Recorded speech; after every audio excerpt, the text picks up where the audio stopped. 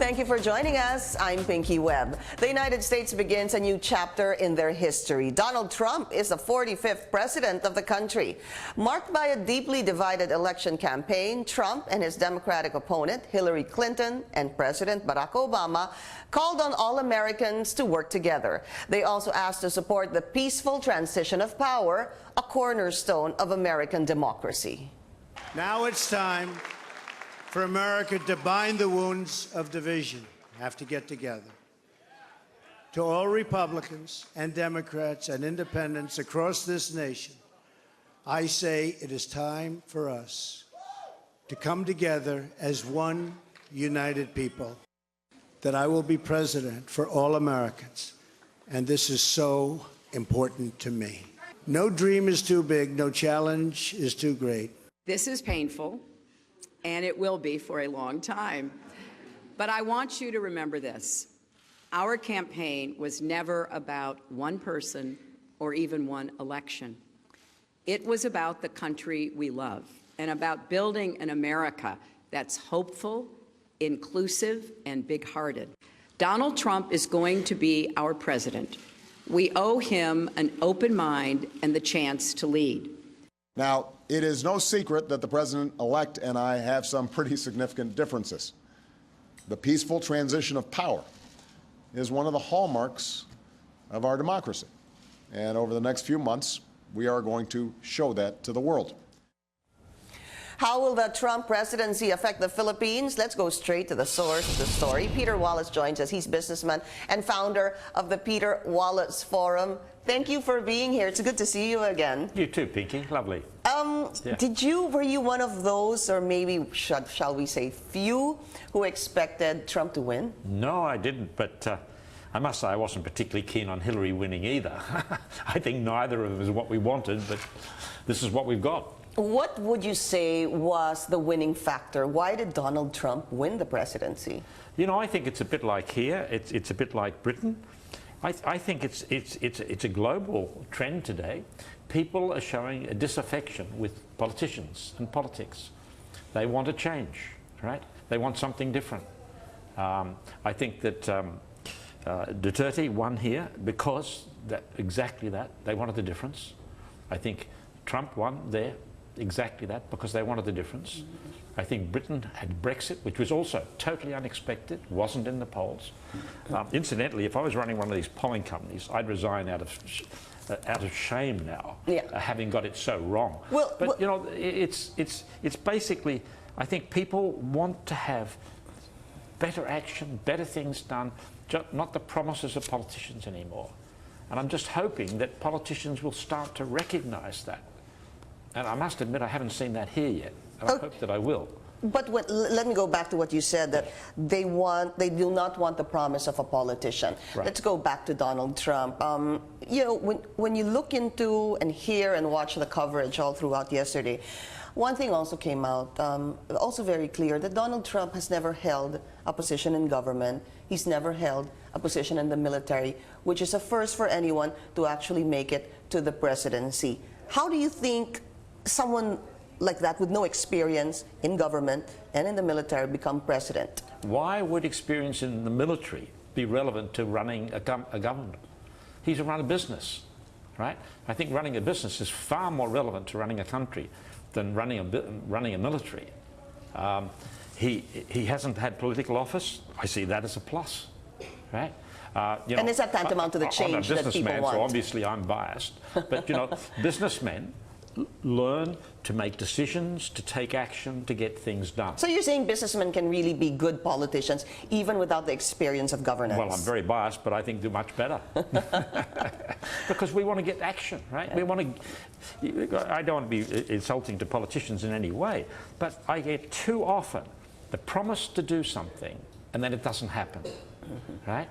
The businessman, I mean, for example, if I'm at a cocktail party or a conference or something, and in fact that happened this morning, I came back from Davao last night, and I had a stack of calling cards, and on the back I'd written where I'd promised to do something for somebody, right?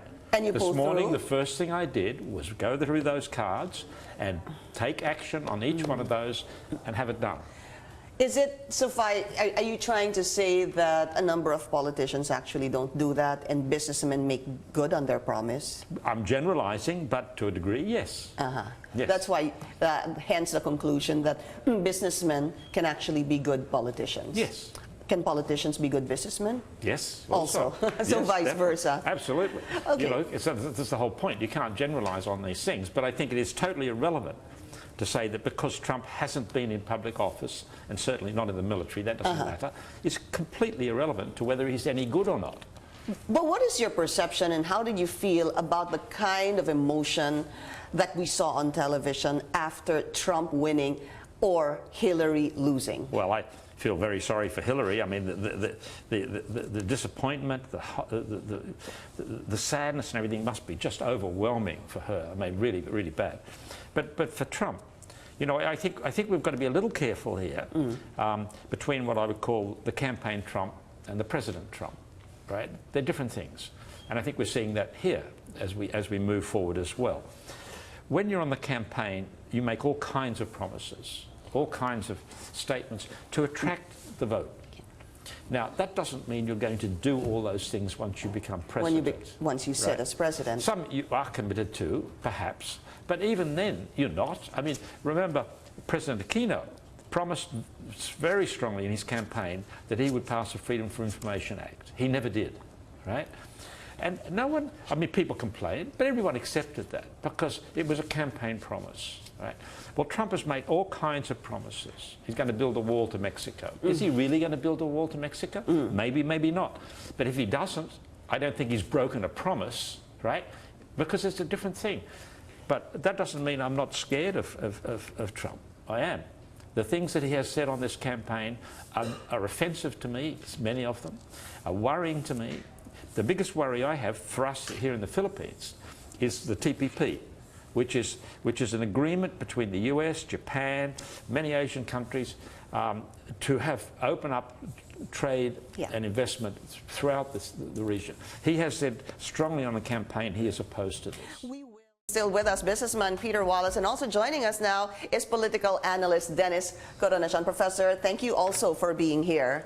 Thank you for inviting me. We had a general understanding, at least with Mr. Wallace, about what kind of effect the Trump presidency would have to Americans, the kind of emotions that we saw on TV from his presidency, from his win, rather. It was an upset. It was a stunning victory, they say, of course, for Donald Trump. But let's localize the discussion. What do you think is the effect of a Trump presidency to the Philippines? Well, it would have an effect, especially on Filipinos who have relatives abroad in the United States. And especially for those Filipinos who are expecting to have their petitions approved. So we know that during the campaign, Trump said that he's going to focus on the illegal immigrants. Crack down on the illegal immigrants, yes.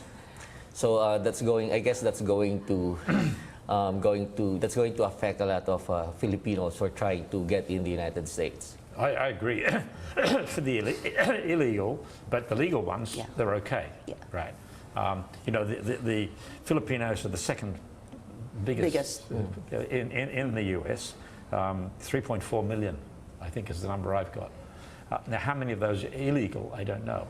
But I agree with Denny. If Trump is going to crack down on them, they are going to be at serious Let's put it out risk. there. Obviously, it's hard to put a number on how many illegal immigrants there are in the United States. But yes, we know that for a fact that there's a lot of them there. Some are already above board. Some of them are legal and some are not. So in terms of that, our kababayans in the United States, how should they handle this? What could be the next step? Well, if they haven't got their documents yet, I think it's about time for them to come home. To come home. You know, I ask that is because is there for someone, the two of you, a wait and see attitude if Trump will really pull through with this particular campaign promise, among others, because we're going to talk about the other promises as well. Yeah. Well, I think he will. I think this is one area where he's quite strong, that he is going to crack down on immigration. He's made this a very big point. And so if you are illegally there, I think you are today at risk. And probably the wisest thing, sad as it is you better come home. You agree, Yes, Professor? I have to agree with Peter. It's one of the things that he promised during the campaign, and he even went as far as saying that if he would have to build a wall, Yes. dividing Mexico and The United States. I think Canada's going to have to build a wall to stop Americans going to Canada. Yeah, don't there's you? a lot of talk now about Canada. Well, okay, after immigration, we talked about the wall, also the TPP that Mr. Wallace had discussed, we discussed prior to the break. Let's look into that now. That worries me a lot, because I think all of us economists, we all agree that the globalization, free trade, opening up of markets has been the most successful thing we've seen in the last 100 years. And to go backwards on that is a huge mistake. And the TPP is dependent upon America being a part of it, because it is the biggest economy, it is the leader of the whole thing. And it is It is the a major superpower. market for most of the countries that are going to belong to the TPP. If it isn't part of it, then the TPP doesn't really exist anymore. that's right. But then again, are we supposed to again see how serious Donald Well, Trump? this is what I'm hoping. I'm hoping that he will be persuaded by his more sensible cabinet, perhaps, that this is not a threat to America, that this is good for America, is good for American jobs, is good for American products, and he will agree to it. So I think that what he said on the campaign is worrying, but we have to wait to see if he actually would do that or not. And he may well not do. You know, much like President Duterte, you know, said several things, and after has, like the Paris Accord, right, where the President Duterte said, I'm against it, and he had good reason for it, and I agree with him, but his cabinet talked to him, and he listens, right? And I like this man for doing that. He listened, and he agreed, yes, okay, it does make sense, we will support it. So you're Duterte, basically hoping that you know Trump would be Donald similar. Trump would have his senior advisors giving him good counsel and good advice that he and that he would listen to hopefully them. would Now that listen we don't to. know yet, because we don't know his personality well enough, right? Yeah, and that's something we need to see in the next couple of months. Yes. But let's go to another important thing, Professor, in connection with that, is also Donald Trump's wanting American firms to set shop in the United States, to stay in the United States and not to go to other countries. And that other countries, one of them would actually be the Philippines, especially if we look at the BPO industry. What kind of, must we be alarmed, must they be alarmed with this? I think we should be, because American companies are one of the heaviest, biggest investors in the BPO industries. And that's going to affect a lot of jobs in the Philippines. I think we're talking about millions of jobs here that's going to be lost if these U.S. companies are going to withdraw and go back to the United States. Because the But kind of on the other promising... side, that Pinky, is that wages in America are at about the level per hour they are per day here, or even per week. And companies are not going to accept, even if Trump tries to force, to bring call centers back to America. Correct. It won't happen. Companies won't do it. That's why he's thinking of giving them incentives to be able to stay in the United States. Actually, my question is, for those who have set up shop outside the United States, will this force them to go back to the United States? Or does this mean for those already in the United States not to set up shop outside their country? If I were an American company, I would now close down my American business and transfer my head office to Canada and operate out of there. He may want to, but he can't be a dictator in the US. It's too much of a democracy. And the economy, business is too dominant in America and the world today for him to force things like this upon business. They will. They're not stupid businessmen, and neither is he. He knows that you've got to make a profit. He knows you've got to keep your costs down. Okay. He knows that American costs are high. You know, it reminds me of that there's a campaign promise that is going to do something about the endo problem, the end of contract here. And until now, I think he has not figured out how to solve this thing. Actually, Secretary Bello I can't get anyone to accept it. Secretary Bello has made some pronouncements on that, but I also want to look into is there a parallelism between Donald Trump and President Rodrigo Duterte. I only ask that because it's something Mr. Wallace brought up a while ago. Let me ask you first, Professor, is there something you see that's similar? Well, in terms of, say, I don't see any parallelism in terms of a, what we call this, experience or their profession, because of course we know that Trump comes from the business sector, and he has no experience in public service. Yeah. Yeah. On the other hand, our president, before he became president, local was official. for 20 years. Yeah, he was a local official. Well, I guess in personal life, on the personal level, they have some parallelism. Like both of them like women. And, Okay. Who doesn't? But let's look into one last thing I wanted to discuss with you both. Well, I think one thing on that, just before we do, is that I think they're both mavericks, right? Yeah. They're out of the ordinary. They're different people. And it's wrong to link them to being similar. But they are both mavericks. They are both very independent people. And I think they may well get on well together because of that. Yes, that is going to be my last question. President Barack Obama had commented on the president's war on drugs, President Rodrigo Duterte's war on drugs.